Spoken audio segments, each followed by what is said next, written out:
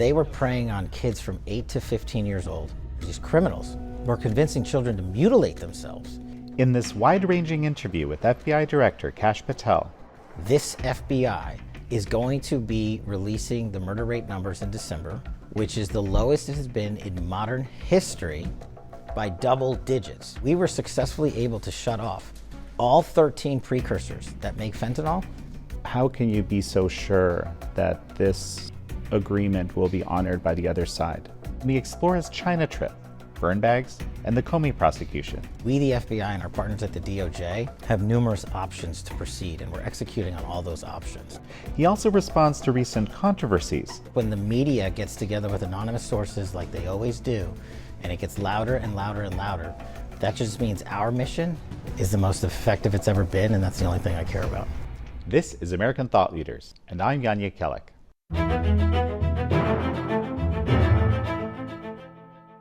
Director Patel, such a pleasure to have you on American Thought Leaders. Jan, thanks so much for coming to FBI headquarters and being in the Bonaparte room. Incredible to be here. I understand you were in the Oval Office speaking with the president when you were both made aware of an article alleging that the president intends to fire you. I'm just wondering if you could explain what happened in the room at that time. It was pretty comical, because the president and I were both discussing law enforcement operations across the country with our team, the attorney general, and other members of the department. And we were made aware that there was reporting that I was being terminated. And the president laughed, and he said, "What are they talking about? Kash is doing a great job." In fact, he goes, "Kash, you want to take a photo in front of the Declaration of Independence and tell them how good of a job you're doing?" I said, "Sure thing, Mr. President." Obviously, everyone works at the pleasure of the president. I think we are executing the president's mission wildly successfully in a historic fashion. And I think when the media gets together with anonymous sources like they always do, and it gets louder and louder and louder, that just means our mission is the most effective it's ever been, and that's the only thing I care about. The criminal case against Director Comey was recently dismissed. What is your reaction to that? Well, because it's pending in terms of appellate status and what we are going to do for the next steps, the judicial process can make whatever determination it wants, but we, the FBI, and our partners at the DOJ have numerous options to proceed, and we're executing on all those options. So we're not done. Any detail available? I would say stay tuned for right after Thanksgiving, and you'll see multiple responses, in my opinion. I understand you're getting close to releasing some numbers around the murder rate. Could you give us some idea? Yeah, I'm happy to announce finally that one of the big targets we had for this year, obviously, was to reduce the murder rate across America. And we, this FBI, is going to be releasing the murder rate numbers in December, which is the lowest it has been in modern history by double digits. We are down 25% from coast to coast on murders. If this FBI wasn't doing its job, and if this FBI, as the fake news would have you believe, was weaponized and politicized, then how could we possibly attain that number and also the other metrics that we've been discussing here today? So I understand you've also been targeting the 764 network. This is, for those that might not be aware, violent, nihilistic international online group that grooms and, exploits minors and children, and so forth. What have you been doing to try to stop this group? So this should be headline news every day, because the protection of our children is one of our biggest priorities here. These individuals are actors throughout America and throughout the world who don't really have a connection to each other in terms of group focus and group mission set. But individually, they subscribe to this ideology that they can prey on our children online. And they go, and just to look at the cases we've showed you in North Carolina, DC, Jersey, and one other state recently, they were preying on kids from 8 to 15 years old, convincing them, these children, to send them nude and sexually explicit pictures, which amount to what we call child sexual pornography, which is a federal offense. What's worse is they were sharing and exchanging information about animal crushing, about torturing animals. What's worse than that is these individuals, these perpetrators, these criminals, were convincing children to mutilate themselves. And in some cases, unfortunately, more than one, these children ended up committing suicide because they were threatened by the perpetrator that we will go public if you tell anyone. And so I said, we are not having this at this FBI. So we made it a mission set priority to collaborative work against the 764 network. And I'm proud to announce today, Jan, that the number of arrests that this FBI has against 764 network this year alone is up 490% from the same time last year. That's how hard we're going after this disgusting group of individuals, these criminals, and we're not going to stop until we safeguard the online community. And it's a big project, and I'm really appreciative. This is the most in-depth discussion I've literally had with anyone in media on it.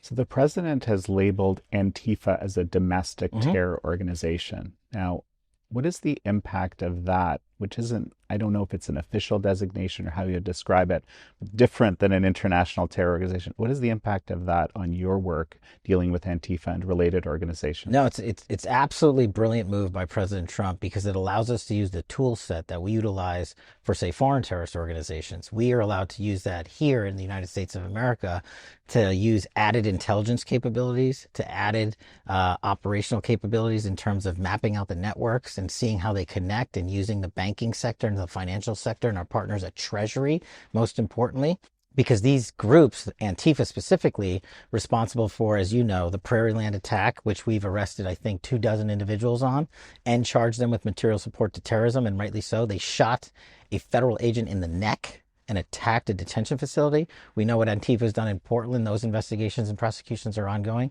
So with our partners in Treasury, we are following the money and mapping out this entire network and treating them as a terrorist organization under the authorities the president has given us. And I think in the turn of the new year, you're going to see some very righteous prosecutions and investigations being publicized. So let's head over to Asia. You know, you actually went to Asia, you went to China notably, but you also visited other partners. That seems unusual. Does this signal like a change in focus for the FBI, for you? So I know we're going to talk about it, but the fentanyl campaign that I've launched since becoming director is a global campaign. It doesn't just rest with China. We've worked brilliantly with our partners in India to stop the transshipments there. We went to Japan on this trip for the same reason. We also reach new partnerships with our counterparts in the Japanese law enforcement community and intel communities to allow us to extradite back for the first time in 5 years, literally just last week, criminals that the American public and our Department of Justice and the FBI need prosecuted here. So we are working to expand our relationships. I believe our relationships at the FBI are the best they've ever been. And that's not me just saying it. You can't get a criminal back from the Japanese government if you don't have a great relationship with them. And that was part of the reason why we went out there. Same thing in Korea. And ultimately, we ended up in Beijing. You said you met with your counterpart at the Ministry of Public Security in Beijing. What was that like? It was a bit of a surreal experience. I've never been to China. And President Trump, thankfully, had these powerful engagements with President Xi. And what I can speak to is the FBI's mission under that conversation, which is to attack the fentanyl crisis, which is killing tens of thousands, hundreds of thousands of Americans these last few years. And we're not going to agree on everything. And this is what I told my counterpart when I sat down with him. We're not going to be 100%. But where we can agree, our respective presidents said we should agree, and where the FBI's mission and the MPS mission overlap is shutting down the fentanyl precursors that the drug trafficking organizations are using down in Mexico to kill Americans. And we reached that agreement immediately. It wasn't me just showing up there. This was a 6-month campaign where I engaged my Chinese counterparts over the phone and video teleconference and through a law enforcement attaché office. Kudos to Ambassador Perdue in China for helping us with this successful mission and being a great partner, in the State Department and the White House and National Security. This is a whole of government approach. And we were successfully able to shut off all 13 precursors that make fentanyl and regulate fully 7 additional chemicals that alter fentanyl to make it a lethal, addictive drug that it is. And that pipeline being shut off is forcing drug traffickers to scramble, which we're seeing, for alternatives. And here's the good news. They know and we know there aren't any. That's why we came up with this list. Interesting. So you're actually seeing right now drug traffickers scrambling. Can you expand on that a little bit? So generally, without getting into the classified nature of the material where we have access to, we can see reflections from what the drug trafficking organizations, say down in Mexico and Colombia and Venezuela and elsewhere, are doing, the guys that are making the fentanyl. We know where they are. We know who they are. We know how they do it. And when we surveil and monitor and investigate these folks, we see that they are complaining about not having the necessary ingredients and mechanics to make fentanyl. That is an immediate impact that they haven't complained about in years. So at the Epoch Times, we've had about 25 years of reporting on how the Chinese Communist Party has not lived up to its promises, whether written or verbal. How can you be so sure that this agreement will be honored by the other side? I think there's a couple of factors in play. One, President Trump and President Xi have struck up a relationship that is continuous, ongoing communications to work with each other on a multitude of issues, to include tariffs, which is not my wheelhouse, but it's all interrelated, right? The fentanyl tariffs, it's no surprise, were issued by President Trump because too many Americans were being killed. And they worked out an agreement where they said, our agencies are going to meet and make sure that there is no more fentanyl precursor flowing into the drug trafficking organizations, ultimately America. The relief they received was a tariff relief. And I believe, because the Chinese government wants additional tariff relief and that tariff relief to maintain, they are going to have to come to the table and continuously show the results with us. And that was part of my agreement with my counterpart at the MPS. We are going to continue to work together. This wasn't a one-off. If I got to go back, I'll go back. But we're going to show the world jointly that we've adhered to this agreement. And if there isn't, or they violate that agreement on this particular issue, they know the consequences from the president are going to be severe in terms of tariffs and other matters. And so it is a collaborative effort, with sanctions also being applied by our partners in Treasury and OFAC designations. We've taken a whole of government approach to ensure that they're going to adhere to this. And if they don't, we'll be the first ones to call it out. Director Patel, one quick sec. We're going to take a short break. And folks, we're going to be right back. And we're back with the director of the FBI, Kash Patel. So the previous FBI director is on record as having said that the Bureau was opening a new China-related counterintelligence case every 10 hours. I'm curious how that may have changed. Sure. So I'm glad we're talking about espionage work. It's one of the most important things, most important parts of the national security mission, which is the priority of the FBI next to crushing violent crime. And this FBI, year to date, you can open all the cases you want. Okay? We can go out there and open up hundreds and hundreds of cases. But if you don't actually have a conclusion to the FBI case, which is a disruption or an arrest, then what's the point of opening the case? Just saying we're opening cases is political public fodder. Here's the difference. This FBI alone, against the CCP, the DPRK, Iran and Russia, have collectively arrested 40% more espionage actors against America year to date this year alone from last year. That's the difference. We are actually disrupting them. We're kicking them out of our networks. We're bringing them to trial, and we're putting them in prison. That is a very powerful public display of force with our partners at the Department of Justice, and the Attorney General has been an excellent partner on all of this, fentanyl, counterespionage, crushing violent crime, because we cannot do our work without public prosecutions to reveal this information. And all of these matters on all of these espionage cases we've taken to court are very public. And I encourage the media and the folks watching to do a deep dive on those. We post every single takedown. There's also this issue, what's typically dubbed transnational repression. And in the past, basically this was viewed by law enforcement, including sometimes the FBI, as some sort of dispute in Chinatown, for example, where, people are, and there wasn't a realization that there's a state actor exerting pressure against dissidents, for example. I'm wondering how that approach has changed perhaps in this FBI, or if it has. Same approach for us that differs from the prior. Opening up cases is step 1 of 10. Closing cases, bringing prosecutions and disruptions is how we powerfully and publicly shut them down. And we're doing the same thing on the transnational repression front, be it from the CCP, be it from the Iranian regime, be it from the Russian regime. And what we're seeing is these adverse actors across the counterespionage transnational repression platform come in and partner with people in the United States government's positions of authority, in the military, in the intelligence community, in think tanks, and we are taking those people down by arresting them and putting them on public display. Just this year, we've arrested scores of people in public trust, partnering with the Chinese government, selling them white papers, doing the same thing with Russia, doing the same thing with Iran.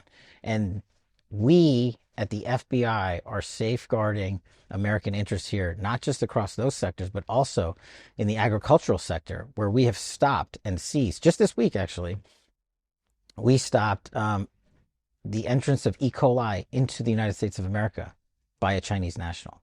We did a similar operation in Michigan when they tried to bring in fungus and also alter our agricultural seeds through a Chinese researcher in the University of Michigan. Those are actual results that are making a difference versus just opening cases. I want to give you the opportunity to set the record straight on a couple of things that have been in the media a lot. And one of them is, the allegation is there was too much of an effort in terms of the security detail, like an overprotection of your partner, Alexis Wilkins.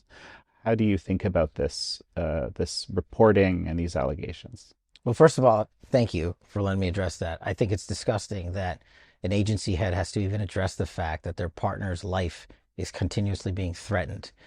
We treat my partner like any agency head treats their partner, with the authorities that are in place already, following all the rules and regulations. And when any individual across any agency head and their respective spouse or partner has a threat to their life, we come in hard. And unfortunately, there are multiple threats against Alexis's life that have caused us to properly secure her safety. And that is done independently by career FBI agents. I don't have any part in that. They make those decisions. They are the ones doing the security backgrounds and security analysis. And the people on social media using it to generate clicks and trash are jeopardizing the safety of her and other great Americans. And we are going to protect them every step of the way. We are not doing anything any agency head has not done before us. Mm-hmm. The second question that has been out there quite a bit is that perhaps you might be using the FBI jet too often for personal reasons, in the context of having criticized the previous FBI director about this exact thing. What are your thoughts on that? Simple. We put out the flight information for the American public. No other director did. We put it all out. I'm using the plane less than my prior two predecessors, the FBI plane. And just to foot stomp this, I don't have the option of flying commercial. I'm not allowed to. That is not a choice that is given to me. The U.S. government has said the FBI director, not just me, any of them, cannot use commercial air. On top of that, Jan, the prior directors utilized airfields such as Reagan National Airport to the tune of $4,000 to $7,000 additional taxpayer dollars, just for the matter of convenience. I am the first FBI director to mandate the use of government airfields, and had Chris Wray and Comey done the same thing, they would have saved the American taxpayer $4 million. So I'm the only one instituting economic and financial reform around that, and also using it sparingly, the FBI jet when I need to. But yes, am I going to continue to have a personal life just like every other agency head? Absolutely. We make a great sacrifice to be in these positions, and we are allowed to have some form of personal life. So you and I first encountered each other in the context of the Russia collusion investigation. Now what's dubbed, well, first it was dubbed Spygate. Mm-hmm. Now I believe Russiagate is the term. I know you've spoken about what you can talk about, what you can't talk about, but can you give us some indication of is there any progress or any resolution going to be seen in this, around this issue, which has been ongoing for, almost a decade? Absolutely. You're going to see it. And again, it's one of those things that as we've been talking about, we're working with our congressional partners to give them what we can give them. The reason the American public knows about the corruption and scandal and unlawful activities during Russiagate is because of the work I started at House Intel. And we've seen now the introduction through the James Comey case about the burn bags and everything else. We've also seen, thanks to the FBI's disclosure to Congress, the thing known as Arctic frost, in the surveillance of senators and members of the House of Representatives and other law enforcement officials and government officials, to include myself. It's been made public that those investigations are ongoing. So that's where I have to leave it. But we are not done with either of those things. We are going to have full accountability, and we are going to have full transparency for the American public. It is the single largest weaponization, politicization of law enforcement against America, and specifically targeting a political party because the institutional elite in Washington, D.C. didn't like them and didn't want them to win. President Trump was the number one victim, and the rest of us were just as equally victimized. And the American public deserves to have not only accountability, but reform to make sure that never happens again. It sounds like you're including Arctic frost revelations in this, what you're discussing here. Is that right? Well, we've made that public to Congress. We've said this is ongoing, so we can say that here. Just one thing about the burn bags really quickly.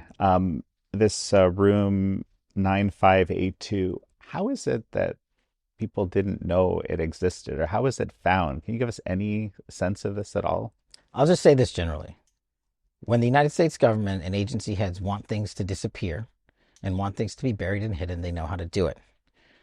But what they didn't count on was President Trump winning, him electing leadership across the United States government to say, go find out how they corrupted and weaponized law enforcement. And that's what we did. That's what we're doing. That's how we found it. And we're going to continue to expose it.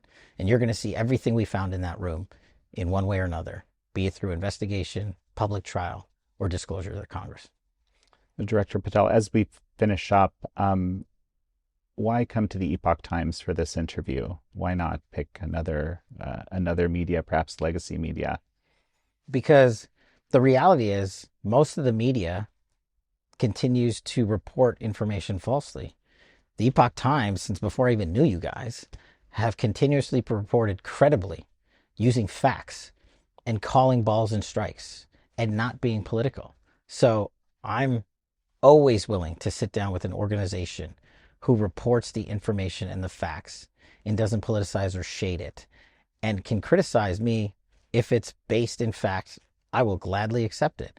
And that's what I hope and continue that the Epoch Times will do for the FBI and me while we're here. Keep you accountable. Yes, absolutely. We have to have a media that actually keeps us accountable, not one that's interested in generating clicks and putting up trash on social media. Well, Director Kash Patel, it's such a pleasure to have had you on. Thanks so much, Sean. I really appreciate it. Thank you all for joining FBI Director Kash Patel and me on this episode of American Thought Leaders. I'm your host, Yanya Kellick.